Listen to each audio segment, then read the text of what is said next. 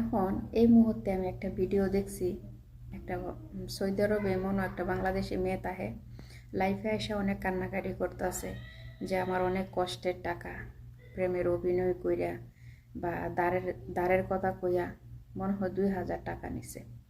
তো একটা কথা এর আগেও কিন্তু আমি লাইফে এসে বলছি যে প্রবাসী মেয়েরা বা প্রবাসী ছেলেরা, সব ছেলেদের কথা বলি না, সব ছেলেরা খারাপ না, আবার সব মেয়েরাও ওরকম না, দুর্বল প্রকৃতির মানুষ না। কিছু মেয়ে আছে নরম মনের মানুষ, উদার মনের মানুষ, কিছু কথাই মানুষের মনটা গইলা জায়গা, সের মধ্যে আমিও একজন।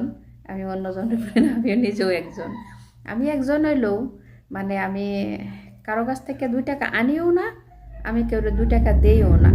আমি দিই ধরেন যারা আমার কাছের মানুষ, বিশ্বাস্ত, যারা আমি আতে ধরতে পামো বা তার কাছ থেকে আমি আবার বিপদে পড়লে আনতে পারো, আমি হেমন মানুষ বুঝে আমি লেনদেন করি।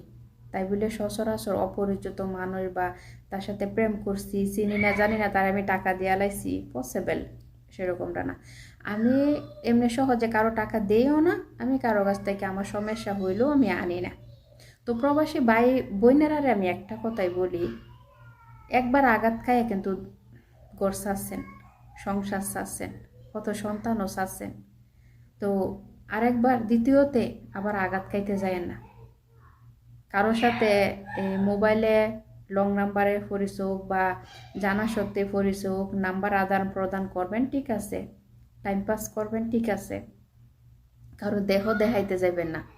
কারো দেহ এত সস্তা না, পচা মাছ না যে বিক্রি হইতেছে না একজনে দিয়া লাইছি, না। দেহটা খুব মূল্যবান, একটা নারীর ইজ্জত হয়েছে সবচেয়ে মূল্যবান জিনিস। এই যে ভিডিও কলে এই দেহ শরীর দেখানি, এই গোপন অঙ্গ দেখানি, এটা কিন্তু একটা জিনার কাজ, অন্যায়।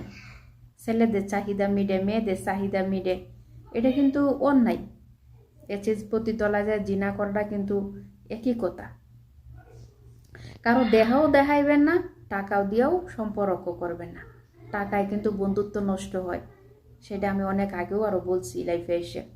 টাকায় বন্ধুত্ব সম্পর্ক নষ্ট হয়, আর দেহ দেহানি এটাও বন্ধুত্ব নষ্ট হয়। ছেলেদের যখন চাহিদা মিটা জায়গা, তখন সুরে ফালাই দিব আপনার ডাস্টবিনও। ছেলেদের সাথে যখন আপনি কথা কয়ে সময় কাটাইবেন, নিজে ইজ্জতটারে ধরে রাখবেন, ততটুকু ছেলেরা আপনার কাছে বাইজা থাকবো জুকের মতন। আর দেহ দেখাই আলবেন, টাকা পয়সা দিয়ে লেনদেন করে আলবেন, শেষ, আপনি ডাস্টবিন, রাস্তার কুড়াই না পাথরের মতন আপনার সুইরা ফালাই দিব। এর আগেও কিন্তু আপনার আরে আমি বলছি, কারণ আমিও একজন প্রবাসী। আমি গতকালকে একটা লাইভে ভিডিও ছাড়ছি, আমি বেতন পাইছি 100 টাকা আমার এই বছরের এই বাড়তি দিছে, বুঝছেন, আমার 100 টাকা বাড়াই দিছে, আকামা করছে 100 টাকা বাড়াই দিছে।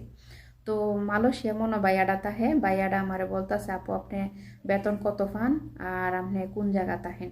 তো ভাইয়া আপনার বলছি আমি আমি এর আগেও লাইফে বলছিলাম যে আমি জিদ্দা তাহি, সৌদি আরবে তাহি, সৌদি আরব আমি জিদ্দাতে তাহি ভাইয়া, ঠিক আছে। তো আমার বেতন মাসাল্লাহ এই বছরে আমার 2000 টাকা বেতন হয়েছে ভাই।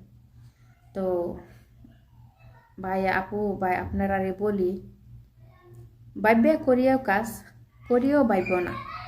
টাকা পয়সা দেওয়ার আগে হাঁস দিক দিয়ে ভাববেন যে এই মানুষটাকে আপনার পাশে সারা জীবন থাকবো না থাকতো না। এই মানুষটার কথায়, চল চাইলে, ব্যবহারে, আচরণে কিন্তু বোঝান যাইব যে মানুষটা কীরকম। তার সাথে আপনার সম্পর্ক করলে সম্পর্কটা টিকবো না টিকতো না, টাকা পয়সা দিলে আপনি লইতে পারবেন কি পারতেন না। ভাববে চিন্তা করবেন কাজ, কইরা ভাবলে কোনো লাভ নাই। এই যে চোখের পানি ফালতাছেন লাইফে আইসা, এটা কিন্তু আপনার ফ্যামিলির মাইসে দেখবো বা সারা পৃথিবী দেখবো আপনার এই ভিডিওটা, এটা ইন্টারনেটে ছড়াই গেছে গা, আপনার কিন্তু মান সম্মান যাইব, তে গেছে গা অলরেডি।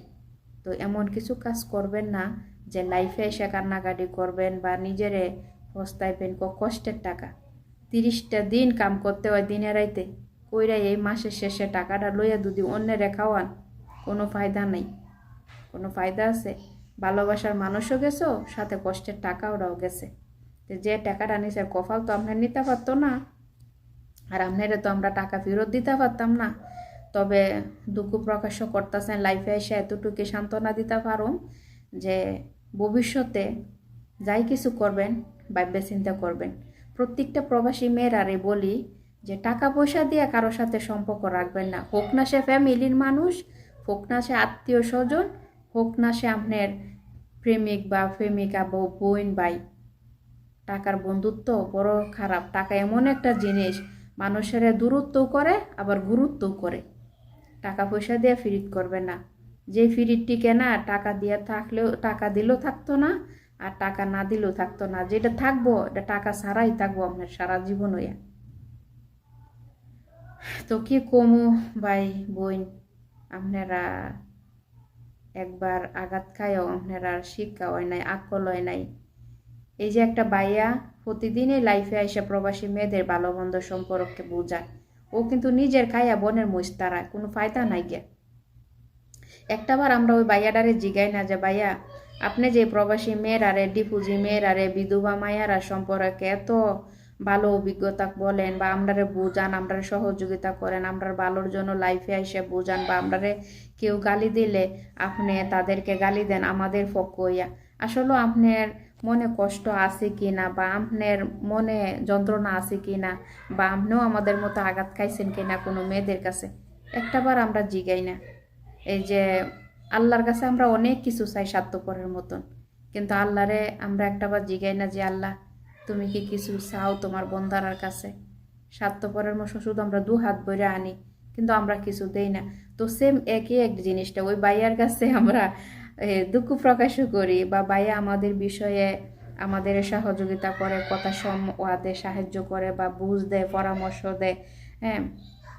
কিন্তু ভাইয়াটারে একটাবারও আমরা জিগাই না ভাইয়া আপনি কেমন আছেন, বা কোনো সময়টা আমি সেদিন ভাইয়াটারে আমি 2টা ইংলিশে দিছি, মানে কমেন্ট করছি, ভাইয়া আমার ওটা মেসেজটা রিপ্লাই দেয় নাই। তো ভিডিওতে বলতেছি ভাইয়া আপনারা আমি আপনার ভিডিও আমি দেখি, আমি আপনারা অনেক সাপোর্ট করি, খুব ভালো পাই আপনার ভিডিওগুলা। তে সারা জীবন এভাবে প্রবাসী আপুরারে বা দেশের আপুরারে নিজের বোন মনে করবেন, সম্মান করবেন, শ্রদ্ধা করবেন। তে আপনারও মা বোন আছে, কত মর্মটা বুঝেন। সারা জীবন এভাবে সবার পাশে দাঁড়ায় থাকবেন। আল্লাহ আপনার মঙ্গল করব, আর আমাদের দোয়া ভালোবাসা আছে, থাকবো ভাইয়া।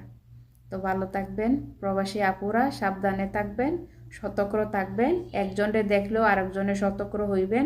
টাকা পয়সা দিয়ে কারো ফিরিত করবেন না, কারো বন্ধুত্ব করবেন না। মনে টাকা পয়সা এমন একটা জিনিস যে আপন মানুষও সন্তান ছাইরা দেয়, আপন মানুষও ছাইরা দেয়, আর পথ তো দূরের কথা। তো যার সাথে সম্পর্ক করবেন মুখে করবেন, টাকা দিয়া না। টাকার থেকে দূরত্ব রাখবেন, কেউ কাছে আনবেনও না, আনাটাও পাপ, দেওয়াটাও পাপ। টাকা এমন একটা জিনিস যার কাছে যাইব তার গানে গাইব। তো ভালো থাকবেন, এই পর্যন্তই। আবার ভবিষ্যতে যদি কোনো প্রয়োজন হয় সামনে লাইফে আসার চেষ্টা করব। তো ভালো থাকবেন, আল্লাহ হাফেজ।